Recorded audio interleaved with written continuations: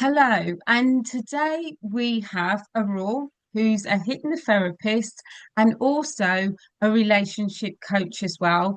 And today we're going to be talking about the attachment theory. So, Aurora, I'll hand it over to you. If you could share with our audience a little bit about what that is.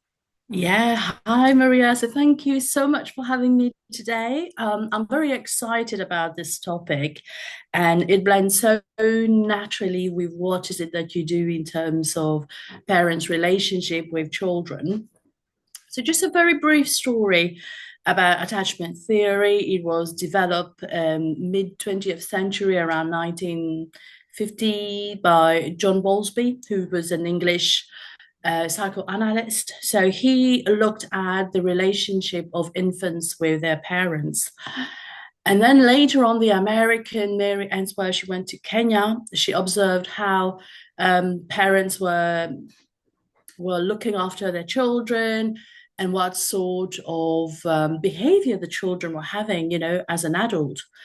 And so she came back to the US and she started to do some studies, and she called it the strange situation procedure, where she analyzed relationship where she got parents to come in and she got the babies to come in and then to leave the babies and to see whether how do the babies react. So some babies would be fine. Some babies would cry when the mom goes away and very happy when the mom come back. Or some baby would cry, continue crying, and when the mom come back, crying again. And so she developed the four attachment styles that we commonly have nowadays. So you have the secure attachment style, where people emotionally process their emotions, they are stable. And then you have the anxious, preoccupied, where you'll see some form of people being a little bit clingy, a bit needy in relationship, and even when it comes to into adulthood, when they become managers, they oversee a lot of what the employees are doing, right? And they're always on their back, very anxious about performance, very anxious about um, showing up, showing that they are good enough to be able to do the job. And even when it comes to parenting, probably they are the one that would be, the tiger mom looking, making sure the children are doing what they need to do. So, so that's anxious, preoccupied, and then we come to what we call the dismissive avoidant. That's the one where Yes. the parent has not been able to give, has been quite distant. So the child has learned to become distant in their approach. So with this one, there's a lot of struggle. There's not a lot of proportion of the population who are dismissive avoidant, but we do find them. And I strongly believe that that proportion is getting bigger with all the technology we're having nowadays, where people Mm. are too much on their own, doing things on by themselves and being independent. So these categories, they perform very well at school. You'll see them, wanting to do the job of so many people, just because they want to make sure there's a bit of a control situation Mm. here, to be frank. But there's that independence, just because they are not able to get in touch with their own emotions, their own feelings. They can't get in touch with them, and as they can't get in touch with them, they can't communicate them. Right. So what they do, they step away. So usually in a relationship, they are already, as they go into the relationship, they are one step away. There's one step Oh, out of it. yeah. So, and then you have the other one, which is called fearful avoidant, or some people will call it disorganized. And this one is quite it's a bit sad, because these are children whose parents or primary caregivers are a little bit in and out in terms of giving and withdrawing Okay. love. And what happens is that children, that they learn, infants, they are so good at learning their parents behaviors, right? I see it in my son. And am I going to receive love if I do that kind of thing? It's very conditional. So at the same time where they're craving for that love, they're also scared of it, because they don't know. that we don't know. We don't know how to love to begin with, for many of us, Okay. right? We Yeah. don't know.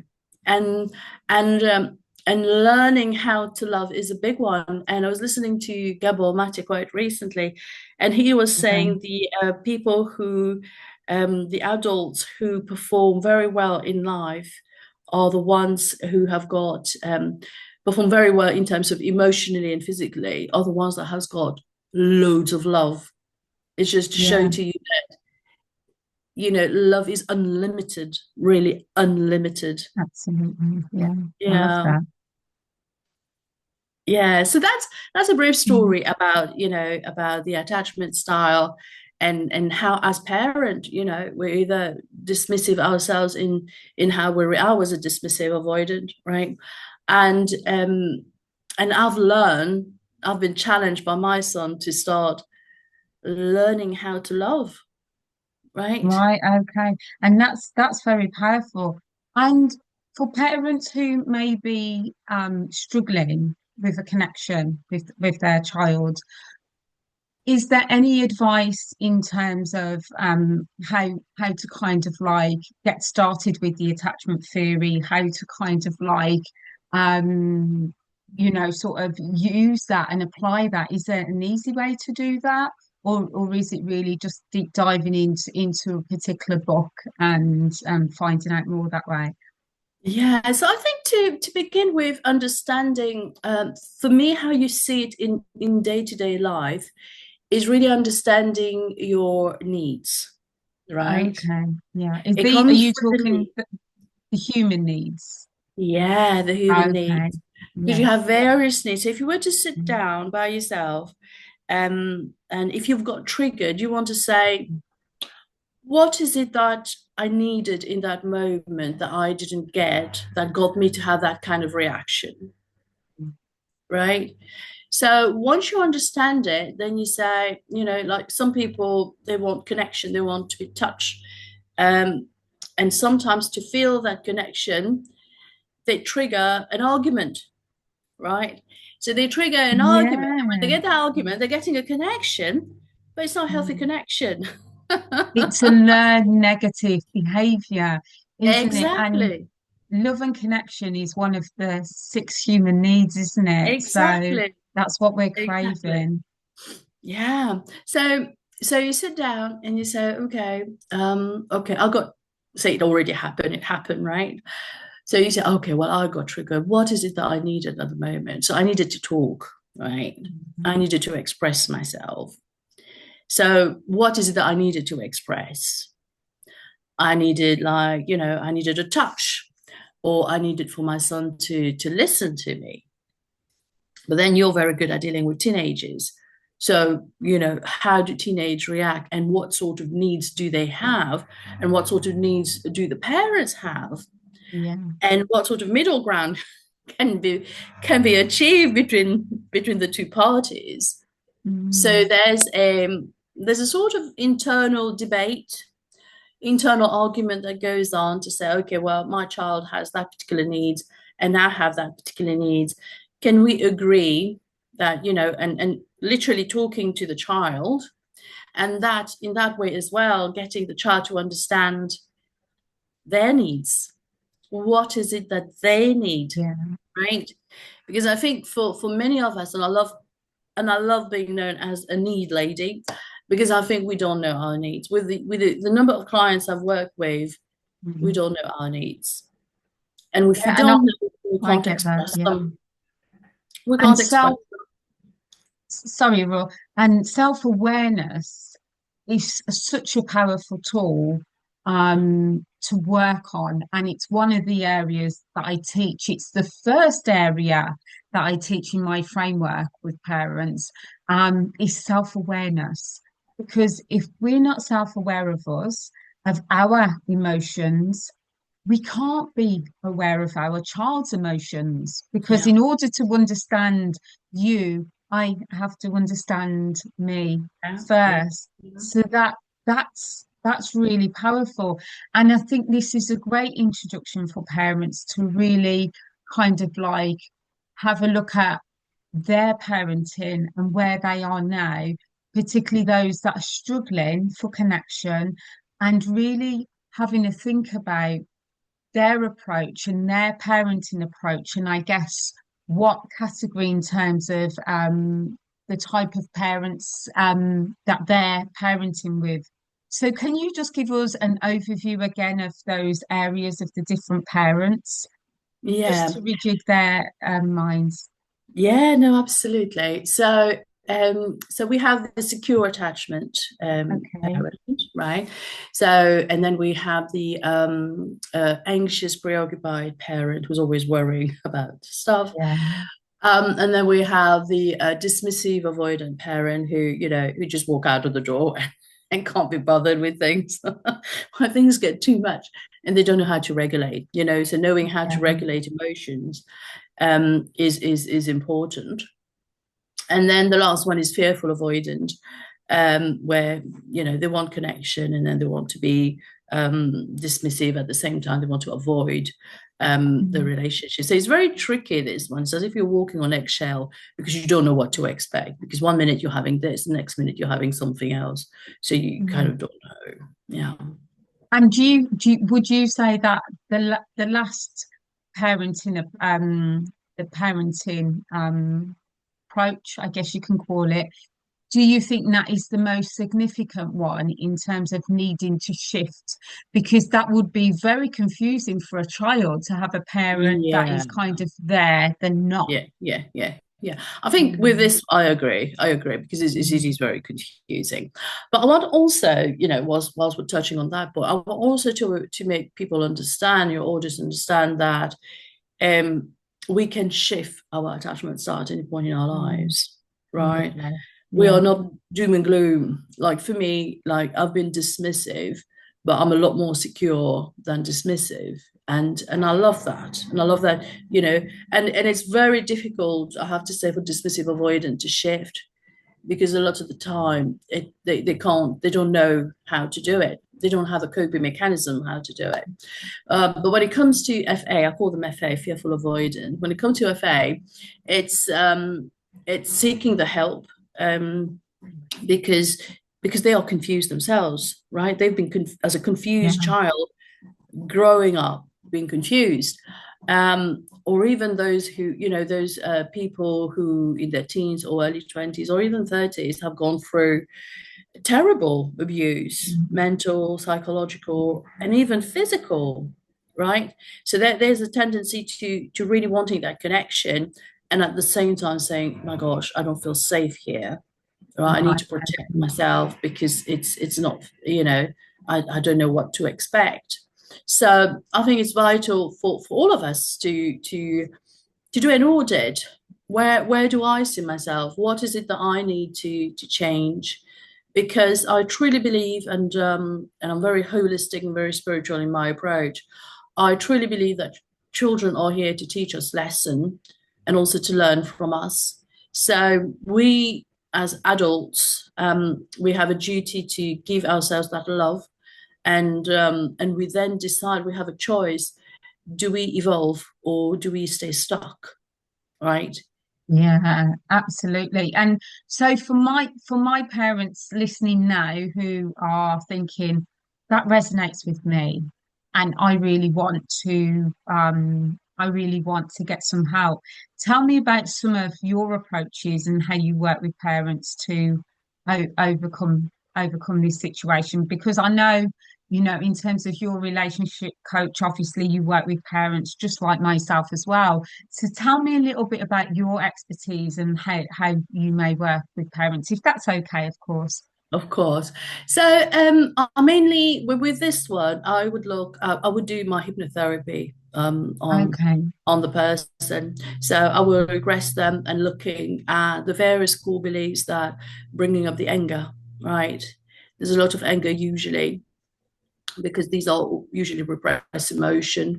I would also look at, if somebody's coming up with anxiety, overthinking, always doing something, keeping oneself busy, like not able to relax, right? Because when you're secure, you're able to relax. So, what is it that in your nervous system is preventing you um, being you, from embracing you, from um, from allowing you to talk, right? And I've been a culprit myself with that, and I'm a lot more aware now. But I would say to my child, you can't be talking too much, right?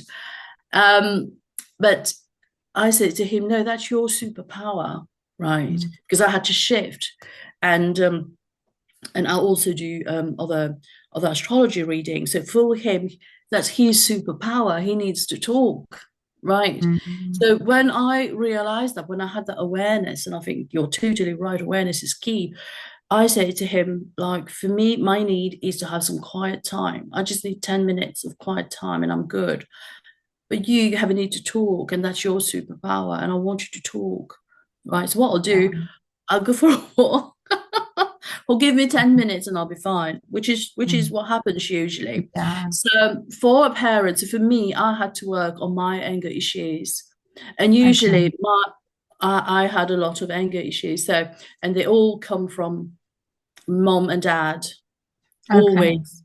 We love them. Don't get me wrong, we love Um, them. But these are emotions that we feel, and we cannot find excuses for them because it's been felt. The body has felt it, the body has retained those yeah. emotions over the period of time, and it's time to Yeah. release them. So in my hypnotherapy, I go through it's a long, it can be a long session, but I do it in two parts. So one sort of 30 minutes or so, and the next one is an hour and a half, an hour to an hour and a half. So it is long. Wow. But we go, yeah. So depending on whatever the person is experiencing, and what is it that they want to experience, usually it's joy, it's liberation, Mm. and it's a freedom from from the anxiety they may be feeling, Mm. and usually, and a lot of the time, it's I don't deserve this. It's not for me, Mm. right? Just they haven't given themselves that permission to receive it. And when I Yeah. work with women, it's receiving. A lot of women can't receive. So, so we work. It can be a long-winded process, but we work through them. And there's an audio recording that I give. It's personalized, so they have to listen to it for 21 days. Okay. And then in the coaching, then we'll look at their needs, right? Because we see what sort of needs do you have? In what way is it being met? And what is it that you can do to get it met, right? Right. So, Okay. And we all have the same six human needs, yeah, but in terms of the priority ones, the needs that we prioritize, and that's subconsciously, yeah, it's different for everyone. And typically, certainty and significance seem to be at the top, but not always. And someone can get significance through posting a new car, a new house on Facebook, but then somebody else could get significance by putting a knife to somebody. So, in terms of how we meet our human needs, they can be very different. Although we're trying to meet the same human needs, it's what context we're trying to meet them. So this is absolutely golden rule, because when we identify them, we can then draw out the negatives that's not serving them, and obviously isn't serving the people yeah, yeah, around them as well. yeah, yeah, absolutely. So for me, it's love and connection. For Mm. my clients, it's a lot of love and connection. And I was happy that somebody came with uncertainty, right? Mm. For me, she's gold, Wow. because I like spontaneity, I like adventures. And for her, I was so happy that that was important for her.